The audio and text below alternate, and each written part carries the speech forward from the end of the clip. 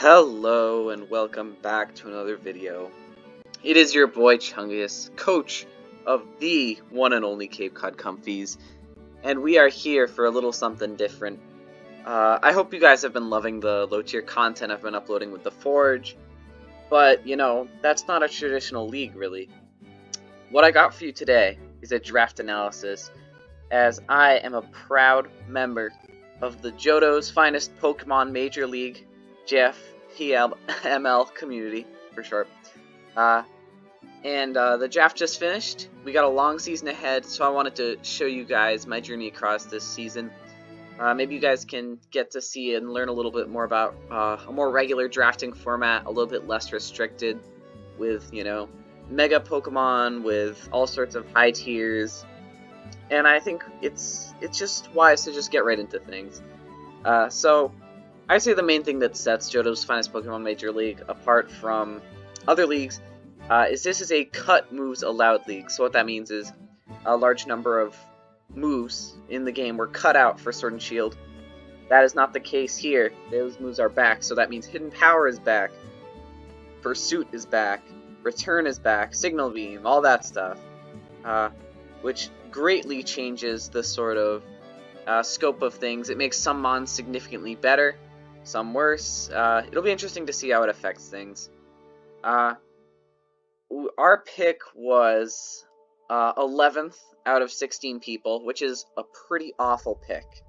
I would say it's in the bottom 3 or 4 picks in the entire draft, because we have to wait a while for our first pick, but we're also towards the middle, so our picks aren't going to synergize as well, since it isn't a snake style. But all things considered, I think the draft we ended up with is pretty good. The first mon, I wanted a dragon type. There's a couple I hadn't used. I was considering Kyurem, I was considering Garchomp, but I ended up going with something a little bit different. I don't know if this mon can really carry a team on its own, but I've always wanted to try it, and I think it's going to be really well for us this season. It is Latios. Wambulance. We got our Wambulance this season. So, why is Latios great? Well, just look at these stats. It's a Lati, so it's got that nice 110 speed, which is a beautiful speed tier to start things off. It outspeeds the very key base 100s. 130 special attack hits like an absolute truck, and it's not too shabby defensively either. Psychic Dragon isn't incredible, but it's not a bad defensive typing. There's a lot of hits it can take in a niche. I'd say that its biggest weakness is just like, you know, that knock and U-turn weakness, which is pretty common. Those two moves are spread pretty wide. But what is Latios doing for us this season? Well, just looking at its move pool, it's basically a special breaker. This thing is going to be dropping Dracos. This thing is going to be able to click Psychic and Psyshock, just uncontested. It can run Soul Dew, which powers up its Dragon and Psychic moves. It can run Specs. It can run Specs. It can run Scarf. It can run Trick. It's a mon that has great utility, because it even has stuff like Baton Pass. I don't think it gets Wish, but it does get Defog. I can run Calm Mind Stored Powered sets. It has that Aura Sphere and Mystical Fire to hit Steel types. Energy Ball and Ice Beam for coverage. It's just an incredibly interesting mon to use. I think just with like the coverage it has, it's able to hit, I'd say, about like 90% of mons, and it can really like break through walls really well. It hits like an absolute truck with how fast it is too. I think that's Latios' value, is its great diversity in the sets it can run. You know what it's going to do. It's going to do mad damage, but it can do that in so many different ways. I'm intrigued to see how it works out. And I really built the team around Latios this season, since it's sort of our flagship mon. So Wambulance coming in strong. For our next pick, what did I want? Well, the number one thing I wanted was something to break through Fairy types. Because Fairy types are honestly, the most reliable counter to Latios, since it can break through so many steals. Another thing I really wanted was a Steel. So that's of course what I got, just to cover so many of those weaknesses. And the mon we got, I'm really proud of. I think it's really going to do really well. That is Mega Cizor. Cable is back. So, Mega Cizor, one of the best Megas, period. Why is that? Well, This thing is just like a much better version of Cizor. It's that simple. It's super bulky. Look at that, 70, 140, 100. It hits like a truck even uninvested. You don't even have to run attack invest a lot of the time with that 150 base attack. I really do genuinely think that this thing just goes absolutely crazy. Hidden power is a big weakness for it. Let's be honest with each other. Any mon in the game can technically run fire coverage to hit that 4 times weakness. In fact, Cizor's only weakness. But hidden power, a lot of mons can't use it. Also, a lot of mons can't even 2-shot Cizor with it. And we can usually play around the hidden power pretty well. And it affects it, but it doesn't neuter it by any means. It's still great. I'd say what makes Mega Cizor so great here. First of all, with Sword's Dance, it gives us a lot more potential for those sort of cleans and sweeps, since Latios isn't terribly fast, unless it's a Scarf set, it can't clean as easily. Also, the absolute most important move that both Cizor and that Cizor has for Latios is U-turn. We're going to run this basically every week. I love momentum. I love the way it carries games. I'm all about that tempo when it comes to my play. I want to keep things moving and get in my threats as much as I can. Cizor is just excellent at that, because some of the mons it lures in, actually a lot of them, Latios just nukes hardcore. And Cizor's only weakness, fire, Latios is technically a resist to that, which is just great. So, I think just Cizor's ability to tank hits, deal hits, it brings more of that variety. It's technically another defogger with Latios. I think it should be a really strong pick for this season. And the next mon we got going on here is, well, I wanted a bulky water to explain. And I think we got pretty much the best one in the game. Some of you might judge me heavily for this one, since it is, I think, a round 3 type overlap. But you know what? It is what it is. I think it's going to do really well for us. It is Slowbro. Now, Slowbro is, in my opinion, one of the best mons in the current meta. Like, it's not as flashy, it's not like, going to be an 18-pointer, but Slowbro genuinely is just one of the most consistent and high-quality mons you could possibly ask for. Regenerator is an incredible ability, and the best thing you could give to a Regenerator mon is Teleport. Those slow pivots allowing it to heal back a third of its health, absolutely incredible. It's got great bulk. It provides a nice slow speed tier to cover that for pretty much the entire team. But, Slowbro can still hit like a truck. This thing is not weak. It gets incredible coverage of Ice Beam, of Scald, Hydro Pump. It gets Psychic, of course, Dual Stab. It gets Fire Blast. If you really want to run it, it's got Body Slam, Foul Play, Shadow Ball. Since it's cut moves allowed, it gets the Signal Beam and the Hidden Power as well if need be. But really, this thing is just such a great wall. I will admit there are a lot of issues with drafting Dual Psychic. There's that overlap. There's 3 overlapped weaknesses, that being Bug, Dark, Ghost. Ghost, I'd say, is my team's biggest weakness, as you'll see later, but Dark and Bug we cover really well. Cable is Mega Cizor is a great bug resist. Also, in my opinion, one of the best knockoff resists in the entire game, period.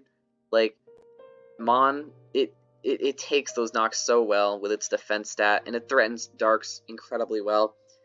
Slowbro also completes something of a pivoting core with Cizor. I think these two pair really well. It can take those fire hits that threaten Cizor. It can teleport into our big breakers. I think it's generally just going to be a really high quality mon to have around and just provide all sorts of utility. I'm happy to have Sheldon on the force. Welcome to the comfies, my guy. Our next pick is something I couldn't pass up. So, at this point, I wanted to focus in on those weaknesses we had, specifically the Dark and Ghost weakness. Not a single resist at this point, and 2 big weaknesses. And there was a mon I saw on the board that is usually never around for pick 4. And I'm thinking, when you're given a chance like this, you have to take it. This is a mon I've never used before. I'm incredibly excited to see how it goes. It is Clefable. Starshine. I am so excited to have Starshine on the squad. I think it's probably the mon I'm most excited to use on the squad this season. It is just such a good utility mon. It's got 2 incredible abilities to bring to matches. Magic Guard makes it a pretty great stall breaker. Unaware really helps against stuff like Hyper Offense, stuff like Dragonite, stuff like Salamence, stuff like Garchomp that wants to set up. Good luck, man. This thing can come in and sit in front of you. It's got the bulk to back it up. With a mon like this, you'd be surprised to see it has such sort of mediocre stats, but they really put in a surprising amount of work. The 95, 73, 90, it's workable. That's a pretty good defense with Unaware to help with those boosts. Like, it's not taking a lot of Bandit or Specs hits, but Pure Fairy is a great defensive typing, and unlike a lot of other fairies like Aromatisse and Florges, I think its biggest strength is that it can threaten things back. This thing gets insane coverage. Probably next to Mew in terms of what it gets. Look, it gets dual wing beat, man. What the hell? No, I'm never gonna run it. But this thing gets ice, fire, electric, psychic, ghost. It gets the grass. It gets, of course, that stab moonblast that just does so well. But just look at everything Clef can do. This thing is a jack of all trades. It can be a wish passer. It can just run soft boiled for more more reliable recovery. It got the T-Wave, it got the Toxic. It can be another teleport user, another member of the big pivot core. It's got that Stealth Rock for hazards, which we desperately need right now. It can be a screen setter. It can be a sweeper. This thing, it can even support with Knock. This thing has Knock. It's a Cleric, by the way, one of the greatest Clerics in the game, next to stuff like Blissey and Sylveon. Encore is super annoying and great. This is another mon that I think just tailors so well to each match. I don't think there's really a week where I'm like, oh, damn, this is a bad Clef matchup. No, it just comes to every week. It's just that good. It's that reliable. And you can prep for it. Granted, there's stuff that beats it. But, yeah, like it doesn't get ground coverage for Heatran. But it's still just a super nice, solid member of the team, I think.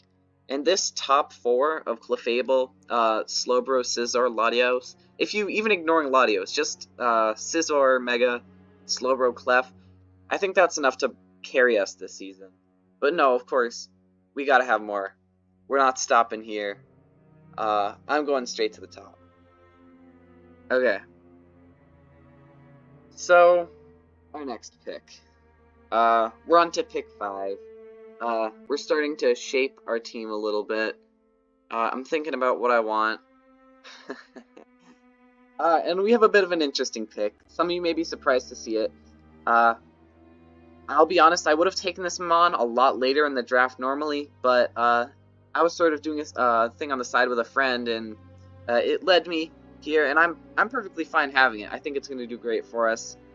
We got Piloswine, the round 5 Piloswine. The ham is back on the Cape Cod Comfy squad with that big fat. So essential. So, what does Piloswine bring? First of all, takes a lot of hazard setting stress off of Clefable. Clefable is now not our only setter. Piloswine is reliable. It adds more priority with not only Cizor, but now having the Ice Shard. With the Ice Shard being incredible just because it hits so many mons. Looking at these stats, 100 attack is not bad at all. 180-60 with an Eviolite, that's insane. Piloswine is super bulky. It takes mad hits. But what I think makes Piloswine so great is that it's this bulky, but then it has one of the best offensive typings in the game. It got that Ground Ice, it got that Mammo typing. Icicle Crash, Earthquake, even without investment, hits so many mons. It's more knock support. It can run Endeavor if need be. It's just another great mon that I can adapt to things, bring most weeks. It got Roar, which is great. I don't think we have any hazing on the team yet. Well, now we do. This can help to stop those sweeps if Clefable might have like a bad matchup. Right. But seriously, I just think that Piloswine just adds a hell of a lot to the team. Like I said, I wouldn't have normally taken it this early. But you know what? We got it. It's going to do good for us. For our next pick, I wanted a Dark or Normal 100%. By this point, I knew we needed a Ghost Dancer. And I ended up taking a bit of an interesting mon. because it is not only our only dark, but it is also our only normal, which can be limiting. I'll admit it. It can be limiting in a squad like this. We took Obstacle. First of all, this thing's speed tier with our team is ridiculously good. It covers that 75 to 110 difference between Cizor and Latios. Another thing, immune to ghost hits, and it threatens ghosts really well. Spectrier ain't touching this. Another thing I find is really valuable for a normal / dark. Half the time, Spectrier can just neuter him with a Will-O-Wisp, and then sub, and then set up. Good luck. This thing has guts. That means that that sort of Willow BS ain't working. This thing flourishes on that. Obstagoon may have some looking stats, but honestly, 95 speed, workable. 90 attack, almost always bringing that guts boost. It's great. And 93 to a 101, it means it's gonna take hits pretty well. A 4 times weakness to fighting isn't amazing, but I have Slowbro and Clefable. I think I have two like the best fighting counters in the entire game. Why is Obstagoon here? Why did I draft it? Besides the dark normal thing, I think it creates a great breaking core with Latios. A lot of the mons Latios has a bit of trouble with. Obstagoon covers. It forces my opponent to bring a lot of Fizz Death if they don't want to take hits. Facade, coming off of Guts Boost, great. It's an incredibly reliable knock user, even though I already have like 4 of those. Its coverage is what it needs to be. It doesn't have any more than it needs. It got the CC, Facade, Knock, Fire Punch, Dunk Shot if need be, Ice Punch. Like, if anything, it's excessive. It's so good. It's got Parting Shot for last minute pivoting if need be. It's just such a good mon. Even Switcheroo. More of that nonsense. I think it's going to do great for us. I think it adds to the pivoting and breaking core. It's Obstagoon. Forgot to add the nickname. It's Young Jiggalo. Sorry. There we go. Sorry about that. Had to go grab something. Alright. We're back into things. Young Gigolo. Spelled right this time, I fixed that. So, we got 6 mons now. That is over half our squad. And I'm looking at things, and I'm pretty happy. There are definitely holes I need to fix, but I like it a lot overall so far. There's not much for hazards, but if you guys know me at all, you know I don't like hazards. A Chungus team has absolute minimal hazards on it, which, yeah, that's right. Hazard setters get screwed. But let's keep things moving right along with our next pickup. This is one I'm proud of because I think it really matches the team in a really excellent way. We got Rotom Heat, otherwise known as Strudel von Strudel. What a great mon. I love this thing. Rotom Heat, love it to death. In case you didn't get the memo or pick up on it, this thing adds another member of our pivot core. We got Cizor Mega, we got Slowbro, we got the Clef, we got Obstagoon, now we got Rotom.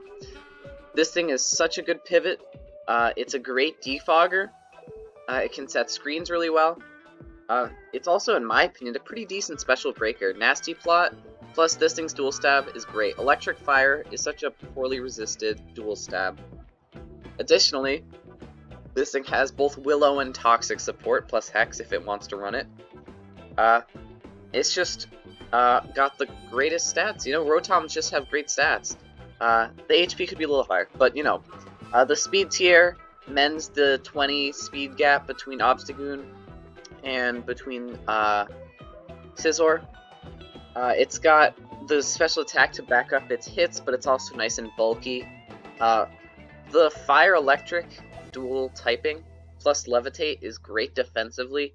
It adds another fire resist for Cizor, which is very much appreciated. I just think this is a really great mon. I have a lot of experience with it, and should be happy to use it again. So it comes to our next pick, and I'd say the biggest issue with our team is I would like 1 or 2 more rockers. I want a poison type, and I need a really fast mon, because Latios is our fastest mon at the moment with 110 speed. It's not bad. You know, it just could use work. So that's what we pretty much just went for speed, and that's it this round. We got Aerodactyl. Crimson, Chin. Back again. I haven't used this mon in a long while, but I'm happy to see him here again. 130 speed. That's great. It forces stuff like Zeraora and Pult to run Adamant. Or sorry, to run Jolly/Timid. They can't run Adamant or Modest against me. They have to have the boosting speed nature. Aerodactyl is another good rock setter. It's a good lead. It's a physical breaker that's a little faster than Obstagoon. It's a decent sweeper with D-Dance. It's a great cleaner, in my opinion. But it's got the stab it needs. It's got that Stone Edge, Dual Wing Beat, Pursuit in this gen, Psychic Fangs, Iron Head, Ice Fang. That's like Earthquake, sorry, that's pretty important. That's pretty much all it needs. It's just a rock solid mon, pun fully 100% intended. 3 pretty decent abilities. A nerve to mess with, like belly drum sweeps. I love that. It's actually a pretty niche use of it. Pressure, always helpful for stall breaking. Not that this thing is a good stall breaker at all, but with D-Dance, it's just a great cleaner, even Home Claws against slower teams. It can run a little bit of bulk. It can have taunt if it wants to lead. It's just such a nice mon to have for most situations. Not like an every week type of thing, but I think it adds what it needs to the team. And now we're down to our last 3 picks, and I'm thinking, okay, Grounded Poison I need. And then I looked at my type chart, I'm looking at stuff, and I'm thinking, oh my gosh. My team does not have a single rock resist, and it has a few pretty big weaknesses to that. Oh boy. So I wanted a fighting type. I thought a fighting type would be perfect. A bulky fighting type. Bulky low tier fighting, sorry. What I wanted was Hitmontop. That is a Chungus classic. I love that mon. Intimidate, Rapid Spin, Technician, Triple Axle. I adore Hitmontop. But the mon got sniped, man. Literally 1 pick before me. So I went with my backup option. A mon I think should be interesting to try out. It's Hariyama Zeus. Hariyama is interesting. Looking at these stats, it's pretty bulky. It's pretty darn bulky. It's doesn't got the Intimidate, which does kind of bad, but Thick Fat is a really helpful ability as well. That gives it 2 pretty key resistances. Ice especially is really nice. Another fire resist to cover for Cizor. But the difference, I'd say, what makes Hariyama unique as opposed to Hitmontop is while it loses the ability to remove hazards, it doesn't have Defog or Rapid Spin. This thing hits like an absolute truck, and it has both guts and sheer force to contribute to that. Against teams with bad fighting resist, this thing has the coverage to nuke most mons that resist fighting. Its speed isn't great, but I even have something of a Trick Room core I can make with Slowbro and Clef. So I think that Hariyama can definitely contribute a lot here. It's not necessarily the mon I wanted, but it's the mon I got. And it's a mon that I'm pretty happy with. Even like counter shenanigans can work just fine with this thing. So, overall, Zeus, you're new to me. Welcome to the squad. By the way, another phasing mon, so good luck bringing setup versus me. I'm gonna screw you up. Alright, now we're on to our second to last pick. The only thing that I've been talking about that I don't have is a poison and some extra hazards. So I went with basically the most reliable option there. Roserade. Mask off. I love Roserade. I've used it quite a bit. Sometimes it overwhelms me, but generally I really do like it. I think it's a genuinely great mon. I think it provides a decent counter to a lot of things we don't really have many answers for yet. It's another good fairy switch-in. If the fairy wants to run Hidden Power Fire, feel free. This thing's pretty bulky. It has both spikes and toxic spikes, which is really great. Really great. I really like what that brings. It forces people to run defog if they weren't already going to have it. Dual Stab is amazing. Doesn't hit, you know, the pretty key. It doesn't hit steel types at all, the grass poison. But remember, this is a league with hidden power. And you want to know what makes that even better? Roserade's hidden ability is Technician. That hidden power is going up to 90 base power, which is a pretty strong coverage move to be hitting things super effectively each week. So Sludge Bomb, Leaf Storm, Extra Sentry, Shadow Ball, plus some hidden power, that's going to hit a lot of teams really hard. I want to run Specs or Life Orb Roserade? I can. This thing, oh, plus Deagly, how can I forget that? This thing is just an all-around pretty great mon. It can run bulky, it can run offensive, it can be a hazard setter. I just think it's going to have a pretty great value for the team this season. It's another kind of comfort mon.